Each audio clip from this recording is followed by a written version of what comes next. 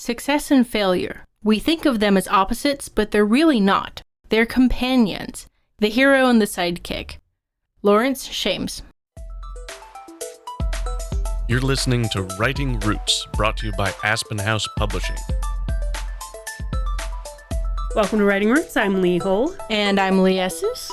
The topic we are going to talk about today was a request from one of our friends on our Discord channel. If you want to join us over there, head to our website. We have it linked in the upper bar, the invitation, so you can join. But the question was about failing successfully. So we wanted to talk about successes, about failures, and how, like our quote said, they are not opposites, but you can fail in a successful way.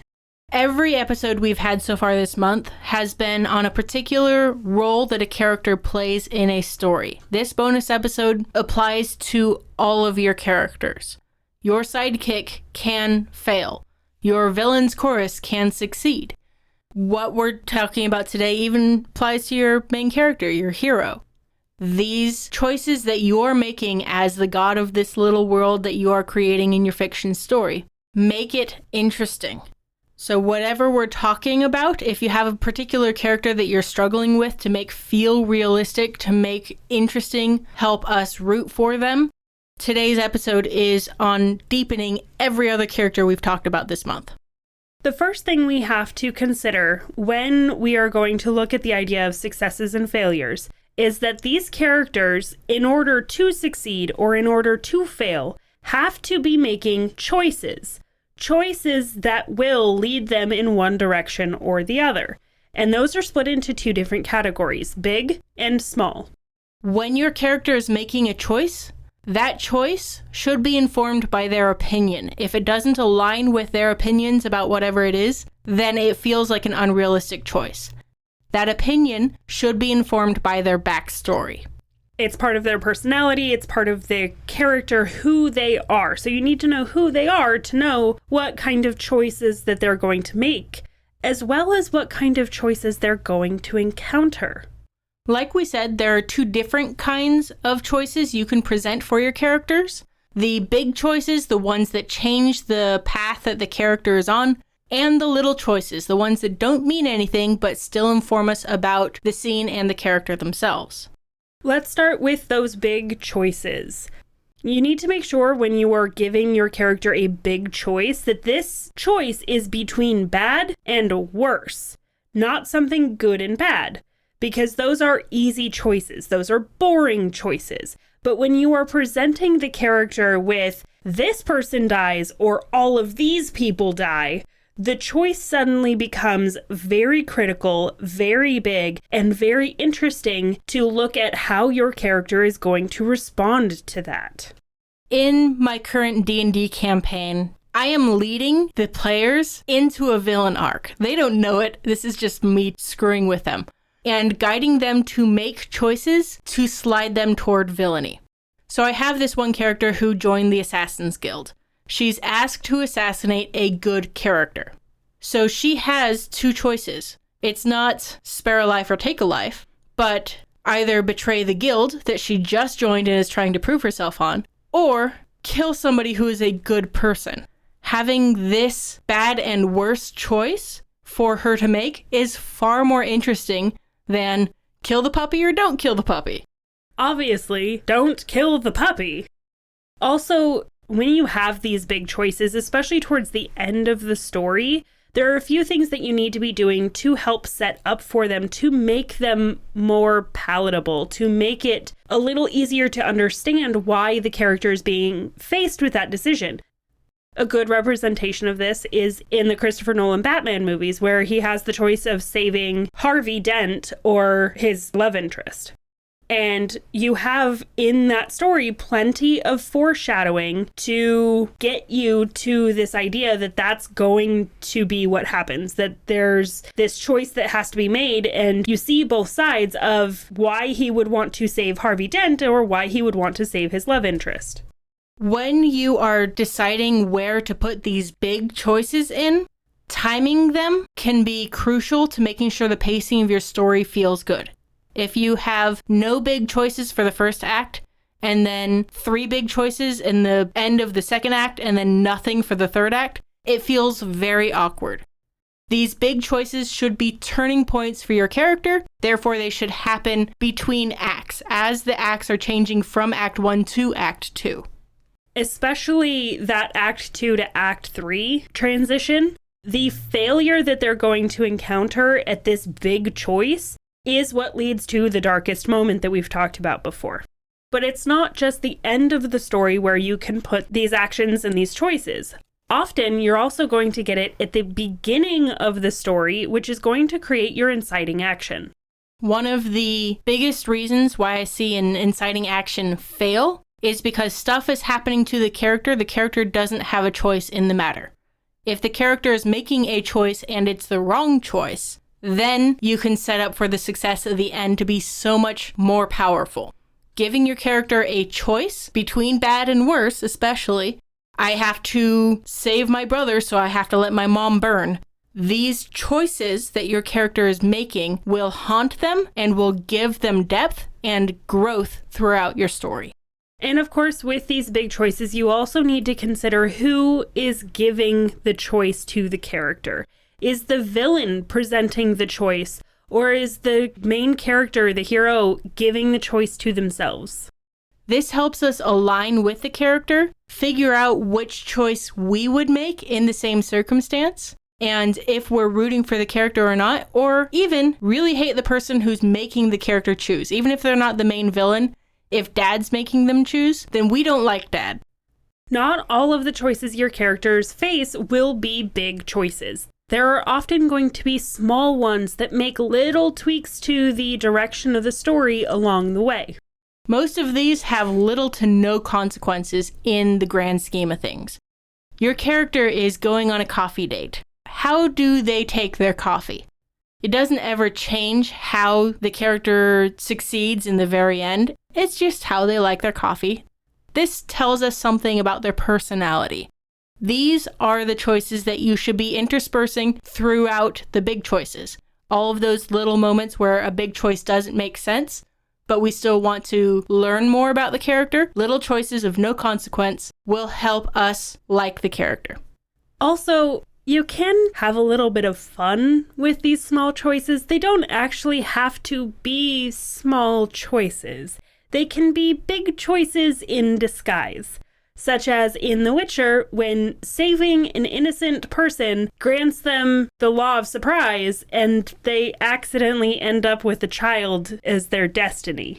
These small choices in disguise are a great way to not only screw with your reader, but to screw with your character. So knowing how your character treats decisions of no consequence will help inform how they treat decisions of huge consequence as well. The main part of this episode that we wanted to talk about is not just the choices, but the successes and the failures. What happens as a consequence of these choices that you've put in front of your characters? First and foremost, before we get into this, we need to say your characters need both. They need successes and they need failures. It is not a story, at least not a compelling story, if your main character succeeds on every single step of the process. Because not only is it going to be a very short story, but it's just not fulfilling because we, as people, connect better with failure. So when you are deciding to let your character succeed, there are a couple ways to do that in a way that doesn't feel stale, that doesn't make it feel like the character's a Mary Sue. The first way to really help establish a good success for your character is to start with a failure. So they made the wrong choice in Act 1. Now, as they're learning more about the lie they believe about themselves, they're making different choices and succeeding. This is showing us character growth. You don't necessarily have to have both of them happening on screen or in the story, but it can be a key part of the character's backstory that we've been introduced to, that now they're encountering this very similar circumstance, and we can see how the events that we've seen them go through the story have changed their response. Successes are also very important for your main character so they don't feel utterly incompetent. There is a nice balance between failing and succeeding that your main character needs to have. If they are failing at everything and then suddenly win at the end, we, as the readers, don't understand how they got there. There is a huge difference between a loser and an underdog. We want to root for the underdog. We do not want to root for the loser. Because you have to remember that it is merit and not luck that will be key to your character feeling powerful. Don't have the Deus Ex Machina swoop in at the end and suddenly make everything okay and suddenly make the main character competent. We need to see their growth throughout the story, and that includes having some minor successes along the way. One of the great tools you will have in your arsenal for having these successes along the way while still maintaining the overarching problem of the story, that tool is going to be the villain's chorus. You can have Simba face off against hyenas and have successes against the hyenas without officially battling Scar. You're working your way up to the big bad. Also keep in mind that successes throughout the story are vital for tension and release. We've talked before that you need that tension building, the stakes being raised along the way, but you also need moments where that gets released, where the characters, where the readers can take a breath and relax for a minute. Having minor successes allows for that. It allows for the tension to get released even just a little bit. Yes, the overall threat is still there, but we accomplished this thing that is a major key in getting us there. If there is not that release from the tension in some regard, then your hero will feel unsuccessful. If they don't have a moment where they're reminded what they're fighting for, they don't have a moment where they're recognizing what the good times are, they might lose their sanity, as well as your readers. Characters losing their sanity is fun, readers not so much. So making sure that you have those successes as release in your tension and release can make it feel like your character is worthy of the challenge. Another great way to have that tension and release, to make sure that your readers are aligned with your hero, is to give them humor. This is not a success in the grand overarching scheme of things. This is not a big choice. This is a little choice. But those little moments of humor can be super powerful in ensuring your readers continue to be on the same side as your hero. But of course, you can't let everything be a success. You have to have more trials. Those trials are going to get more difficult. They are going to fail along the way. And you need to let that happen. Let the characters fail. To go along with this idea, keep in mind that sometimes your successes are going to be failures. So it appears like they succeeded, but in actuality, that success is actually not helping them with their end goal. They achieved something they thought was going to help, and it turns out it helps the villain more. There is always that opportunity to introduce the yes, but. Yes, we did this thing, but there are other things that went wrong because of it. And that leads us really well into the failures for your characters. Those failures are vital in humanizing your characters. If you have been told that your character feels a little bit like a Mary Sue, then they aren't failing enough. And these failures for the character are successes for you as an author. This is when your audience starts cheering for your character, when they start feeling for the character, when they recognize that this is human, they're the underdog, but we can still root for them. Now let's get into how to carry out those failures. The first thing to consider, to really think about when you are looking at in what ways you want your character to fail, is the lie that they believe about themselves. However they fail should be a reflection of that. It should be a confirmation of that lie. So your character believes that their only purpose in life is to have a valiant death. Then they charge into battle, recklessly, they Leroy Jenkins this thing, and one of their friends gets killed. The lie directly informs how the failure took place. If they had been more careful, if they had valued life more, it would have had a different outcome. I think that idea specifically is very well represented in the Stormlight Archives with Kaladin, where he believes absolutely that he is cursed, that the Stormfather, that whatever gods exist have cursed him to survive when all of his friends die, when everybody else around him dies, and he is the reason all of these people die. And we see it confirmed over and over and over again, these people around him dying. But what he doesn't see is how they would have died anyway. But because of him, they lived a little longer. Because of his abilities, he's actually been blessed. That's why he's survived. And that's why the people around him get better opportunities than they would have had in any other case. But he so firmly believes this lie that he cannot see anything but failures, but death and him being the reason why. Another great purpose for making your character fail is to show just how powerful this villain is. The character gets captured while on a scouting mission. This is a failure, and not necessarily because of what the character has done. Yes, there should be, in parts, some mistake that they made that they can learn from. But the villain is really good at what they do also. Anyone else wouldn't have noticed the twig snapping. But like you mentioned, it is not just the villain's power that leads to these particular failures. Yes, that is a big part of it. You want to make sure that your villain appears to be powerful, but you don't want your main character to feel untouchable or perfect.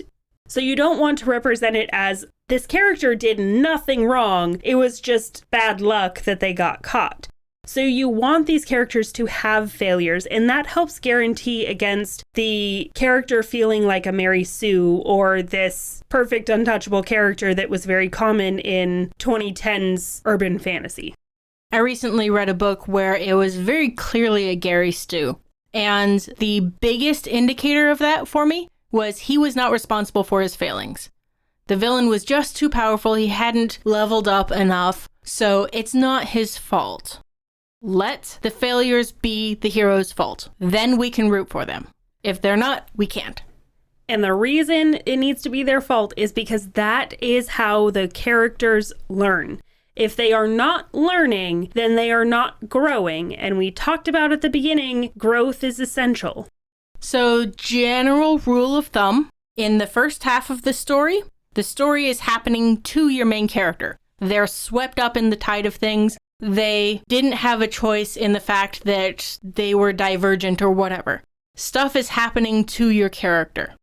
In the second half of the story, the character is happening to stuff. They are making choices, they are standing their ground, they are doing things and learning from the first half of the story. And there are going to be a lot of failures along the way, especially in Act 2 as they're starting to take control of their story, but not quite powerfully enough to achieve what they need to in the end. And they escape by the skin of their teeth. This, again, ties into that lie that your main character believes about themselves. So in the first half of the story, they are safe and comfortable in that lie.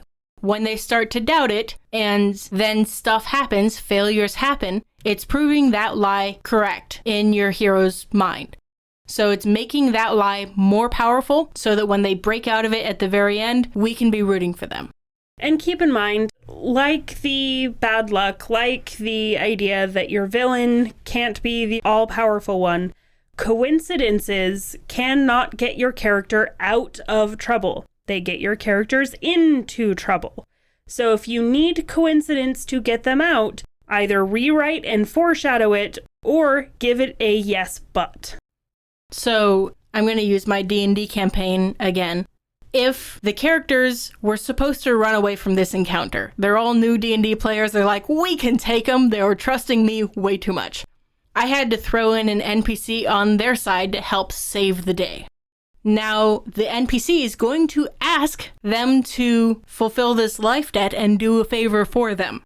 This is the cost of saving the day and not all dying from these monsters that they were not powerful enough to encounter. Also keep in mind that it's not just your main characters that are going to fail. It is going to be your mentor. They're fallible, believe it or not. The sidekick is going to mess some things up. Maybe they forget some key element that they needed to bring, and now their plan won't work. The love interest is going to get captured and need rescued. Please don't. But it's a possibility. This is my problem with the Clone Wars that I'm watching. Padme gets captured all the time. And that is her only role in this first season or second season, whatever season I am on of the Clone Wars. Her role is to be the damsel in distress that gets captured. And it's so annoying. And having these failures with your other characters, not just your hero, not only gives them company, but also gives you conflict for your story. The mentor made a mistake. He was supposed to be my teacher. How could he possibly do this? How can I trust him as a teacher now? There is conflict between the characters because of failures, not because of successes. This also opens up the opportunity that when you have more than one character experiencing failures, that they get to talk about it with each other.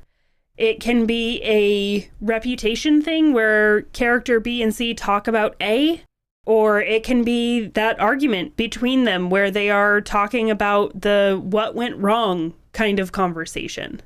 When we were working at the local news station, after every broadcast, we would get together and have a conversation about what worked, what chances we took, and what didn't work, and how we can prevent that from happening again. As the leader of these conversations, I did a lot of once is a coincidence, twice is a pattern. So I don't mind someone making a mistake the first time. The second time is when I'm like, okay, we need to address this. We need to change something. These meetings were called post-mortem, where we would talk about how to do it better next time. This happens if your hero is part of making a plan for the final event, so we can know this is what the plan is supposed to be. Then when the sidekick doesn't show up on cue, we know that's a mistake. We know that's not how they were hoping things to fall out. So if you've kind of decided what sort of choices that you want to throw in front of your characters, you need to decide when. You need to have the opportunity to present your character with these big choices, with the small choices disguised as big ones disguised as small ones, whatever variety you want to throw in there. It is your job to put these challenges in front of the characters.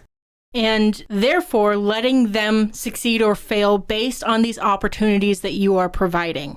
So if you are a plotter, you can strategically place when these are going to happen. So you know they're going to fail when I give them this opportunity. They're going to succeed when I give them this. You can pace the tension and release really well as a plotter in order to keep the reader engaged and rooting for your character from front to back. As a pantser, you don't necessarily have to know if they're going to succeed or not, but you do need to have an idea of how your fleshed out characters will perform. That when you give them these choices, let them act according to how they would act and see what happens. Give the hero a chance to be the hero and suffer the realistic consequences of whatever choice it is that they make. As the author, if you are not giving your hero opportunities to succeed or to fail, then they are not interesting characters. The reader can't be rooting for the character to make this choice instead of that one. This can make for a very flat story. Every chance you get as an author should be a choice for your characters and letting them succeed or fail. Because we, as the audience, don't want it to be all one side or the other. If we can predict it consciously, it is not fun. If we know every time they face a challenge they're going to win, it's not fun. But we want to have hints and tips along the way. We can see this character and how they've been built and how they've answered questions before, answered choices, and get an idea of how they're going to respond and how maybe it's not going to work out so well because this character is way too brash to be dealing with this situation. So your reader should be subconsciously guessing and should be supplied with enough ingredients to make that pizza. So they have enough clues to guess who the murderer is. And when the hero accuses the person you think is the murderer also, then you can be rooting for them and they'll bring up points that your reader may not have thought of and vice versa. Or when they accuse somebody else, you can be like, no, that's the wrong person. You're engaged emotionally, and that is the goal. You never want your reader to be saying, let me guess, blah, blah, blah is going to happen, because that is not an entertaining read. Your reader is not rooting for your character. The reader is slogging through your book. Next month, we are going to be talking a lot more about which challenges happen when, how to pace your story so your readers are rooting for the characters the whole way. We are going to get into that third pillar of storytelling, which is plot. Hopefully, our conversation today helped answer some questions for you, helped give you an idea of what sort of things need to happen for your character during the story and why, so that when you write your characters, you can write selfishly. If you have a question or comment for our hosts or a topic you'd like us to cover, send us an email at writingroots@aspenhousepublishing.com or find us on Facebook by searching for Aspen House Publishing.